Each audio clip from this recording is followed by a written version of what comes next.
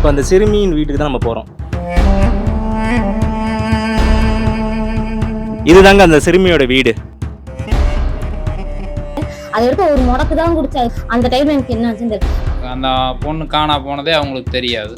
ஏதோ ட்ரக்ஸ்ல இருந்திருப்பாங்க போல, மயக்கமா இருந்தாங்க. எழுப்பி பார்த்து எந்திரிக்கல. சாக்லேட் கொடுத்து இந்த இடத்துல இருந்து பக்கத்தில் இருக்கிற தென்னந்தோப்பு.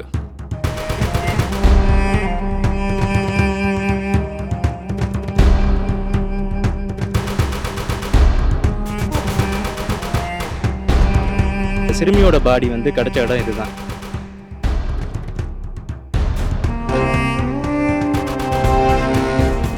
என்ன நிலைமையில இருந்தாங்க? ஃபுல் போதைங்க.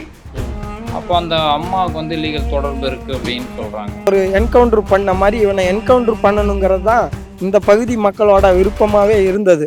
உங்கள் ஆரோக்கியத்தின் ஊற்று நண்பன் ஹெல்தி ஸ்வீட் ஃப்ளோர் உடனே ஆர்டர் செய்யுங்கள். நான்காம் தூண் நேயர்களுக்கு வணக்கம். தமிழகத்தில் பார்த்தீங்கன்னா கடந்த 5 வருடமா பெண்களுக்கு எதிரான பாலியல் வன்கொடுமை தான் அதிகமாக நடந்துட்டு இருக்கு. அந்த வரிசையில் கோவை அருகே சூலூர் பள்ளப்பாளையத்தில் பாரதிபுரத்தில் ஒரு 10 வயது சிறுமிக்கு நேர்ந்த கொடுமை தான் இப்போ அவங்க ஊர்லேயே இப்போ நம்ம வந்து விசாரிக்க வந்திருக்கோம்.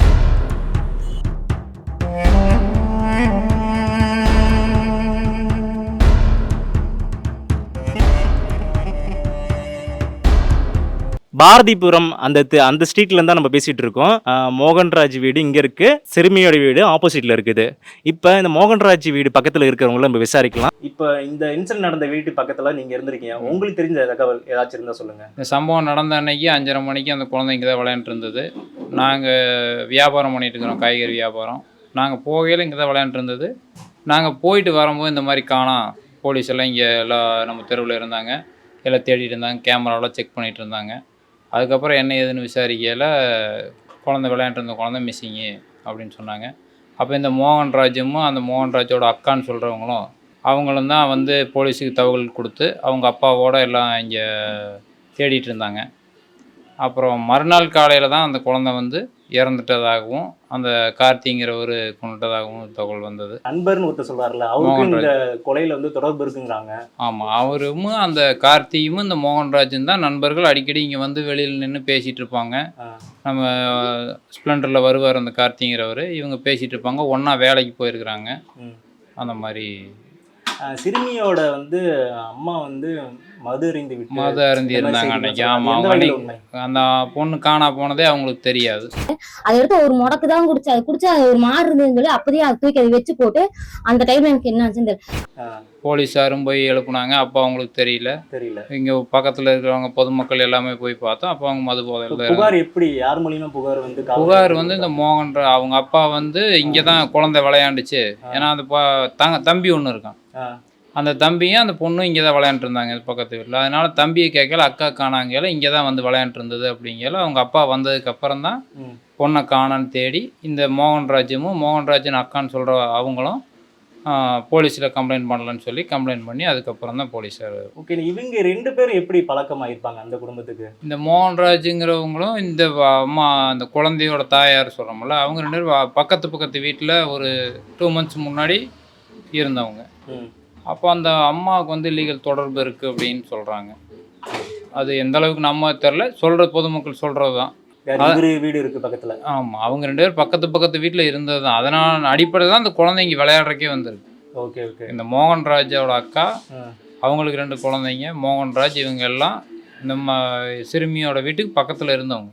இவங்கெல்லாம் சொல்கிறத பார்த்தா அவங்க வந்து அந்த அன்னைக்கு வந்து ஏதோ ட்ரக்ஸ்ல இருந்திருப்பாங்க போல, மயக்கமா இருந்தாங்க. எழுப்பி பார்த்து எந்திரிக்கல. என்ன நிலைமையில இருந்தாங்க? ஃபுல் போதைங்க. போதை சரக்கு அடிச்சு தான் இருந்தாங்க. இப்போ நம்ம பார்த்துட்டு இருக்க வீடு என்னன்னா, கார்த்தியோட நண்பர் வீடு மோகன்ராஜ். ஈவினிங் டைமில், வியாழக்கிழமை ஈவினிங் டைமில் இந்த இடத்துல தான் விளையாண்டுட்டு இருந்திருக்கு. இந்த இடத்துல இருந்து தான் அந்த சிறுமி வந்து காணாமல் போயிருக்காங்க. இப்போ அந்த சிறுமியின் வீட்டுக்கு தான் நம்ம போகிறோம். இதுதாங்க அந்த சிறுமியோட வீடு, 10 வயது சிறுமியோட வீடு பூட்டி இருக்கு. விசாரிக்கும் போது தான் தெரியுது அவங்க வந்து அவங்க சொந்த ஊரான சேலத்துக்கு போயிருக்காங்க. வீடு காலி பண்ண மாதிரி தெரியல.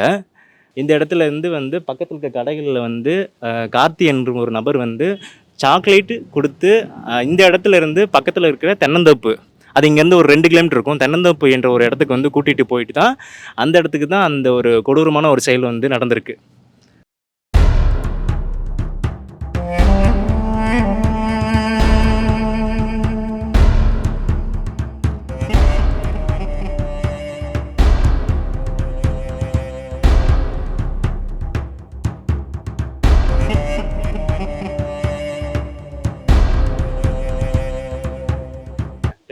இந்த ஏரிக்கரை பகுதியில் தான் பார்த்தீங்கன்னா இந்த சமீப காலமாகவே வந்து இங்கே ஒரு 5 மணி ஆச்சுன்னா ஆள் நடமாட்டம் இருக்காது. இந்த பகுதியில் தான் வந்து கொண்டுட்டு வந்து அந்த குழந்தைய வந்து உள்ள இந்த குளக்கரைக்கு கீழே வச்சுட்டு அவங்க பயங்கர சித்திரவதை பண்ணி உள்ளே கூட்டிகிட்டு போய் முகத்தையெல்லாம் சிதைச்சிருக்காங்க. ஏன்னா இங்கே வந்து கூப்பிட்டாலுமே கூட பக்கத்தில் எதுவும் வீடுகள் இல்லாதது வந்து ஒரு பெரிய காரணமாக இருந்திருக்கு. இந்த இடம் வந்து ரொம்ப பார்க்கும்போதெல்லாம் மனசு வலிக்கக்கூடிய இடமா இருக்குது. சிறுமியோட பாடி வந்து கிடைச்ச இடம் இதுதாங்க.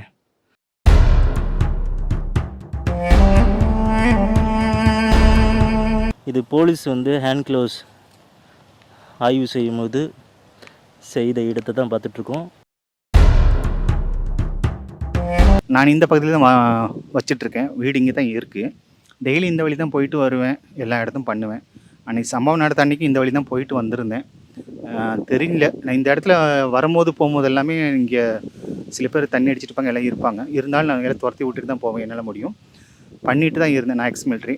அன்றைக்கி சம்பவம் நடந்த அன்றைக்கி இங்கே சந்தேகம் மாதிரி ஒரு நடக்காத மாதிரி தான் இருந்துச்சு. குழந்தை தொலைஞ்சு போனதுக்கப்புறம் நியூஸ் சேனல் வரும், எல்லாமே வரும். பட் குழந்தை வருவாங்களா இறந்து போனதுக்கப்புறம் இவ்வளோ ஒரு சம்பவம் நடந்திருக்கு. இதில் யாருமே குறைய சொல்லுங்கள், போலீஸோ இல்லை வந்துட்டு அரசியலோ இல்லை, நம்மளோட குறையை நம்மளுக்கு சொல்லுங்கள். பொதுமக்கள் வந்து கொஞ்சம் அலர்ட்டாக இருங்க. சரி, என்னென்னா இங்கே இருக்கக்கூடிய போதை பழக்க வழக்கங்களால் தான் மெயினான இந்த தவறுகள் நடக்கிறதுக்கு முழு காரணம். ஏன்னா பெற்றோர்களும் சரி, அவங்க நம்ம பக்கத்தில் இருக்கக்கூடியவங்களும் சரி, குழந்தைய மேலே இல்லாத அக்கறை தான் இதுக்கு மிகப்பெரிய காரணம். ஏன்னா நம்ம தவறு செஞ்சுட்டான் அப்படிங்கிறது அவன் மிகப்பெரிய குற்றம். ஆனால் அதுக்கு நம்ம சமுதாயத்தில் நம்மளும் மிகப்பெரிய அதுக்கு பங்கு இருக்குது. நம்மளுடைய பங்கும் நிறையா இருக்குது. போதை பழக்கத்துக்கு வந்து இந்த பகுதிகளில் வந்து பல பேர் குடும்பங்கள் வந்து அப்படி தான் இருக்காங்க. அப்போ போதை பழக்க வழக்கம் வந்து இந்த பகுதியில் இருக்கிறனால பல குடும்பங்கள் இந்த மாதிரி பல சீரழிவுகள், இந்த மாதிரி மட்டும் இல்லாமல் சம்பாதிக்கிற பணம், இந்த மாதிரி பல தவறான சண்டை சச்சரவு அடிதடி அந்த மாதிரி பல பிரச்சனைகள் இருக்கிறதுக்கு காரணம் வந்து இங்கே வந்து போதை கலாச்சாரம் அதிகமாக இருக்கிறது ஒரு காரணம். இந்த மாதிரி மூர்க்கத்தனமாக நடந்துக்கிட்ட விஷயங்களை கேள்விப்பட்டு நாங்கள்லாம் ரொம்ப பதவதைச்சு போனோம். இவனையெல்லாம் வந்து உண்மையிலே அந்த சைலேந்திர பாபுஜி அவர் வந்து ஒரு என்கவுண்டர் பண்ண மாதிரி இவனை என்கவுண்டர் பண்ணணுங்கிறது தான் இந்த பகுதி மக்களோட விருப்பமாகவே இருந்தது. ஆனால் இந்த அளவுக்கு மோசமான ஒரு சூழ்நிலை எங்கள் ஊரில் நடக்கும்னு நாங்கள் எதிர்பார்க்கல. அது சொல்ல முடியாத அளவுக்கு ரொம்ப இந்த இடத்துல தான் அந்த சம்பவம் நடந்திருக்கு. இப்போ அந்த விஷுவல் மூலியமா நீங்கள் பார்த்துருப்பீங்க. இந்த வழக்கில் கார்த்தி மற்றும் மோகன்ராஜ் குற்றவாளியாக உறுதி செய்யப்பட்டுள்ளது. மேலும் இந்த வழக்கில் வேற யாராவது சம்மந்தப்பட்டிருக்காங்களா, இந்த வழக்கில் வேற யாராவது சம்மந்தப்பட்டிருக்காங்கன்னு அரசு தரப்புல இருந்து விசாரிச்சு தக்க தண்டனை வழங்க வேண்டும். இதுதான் ஒட்டுமொத்த தமிழ்நாட்டு மக்களின் கருத்தா இருக்கு.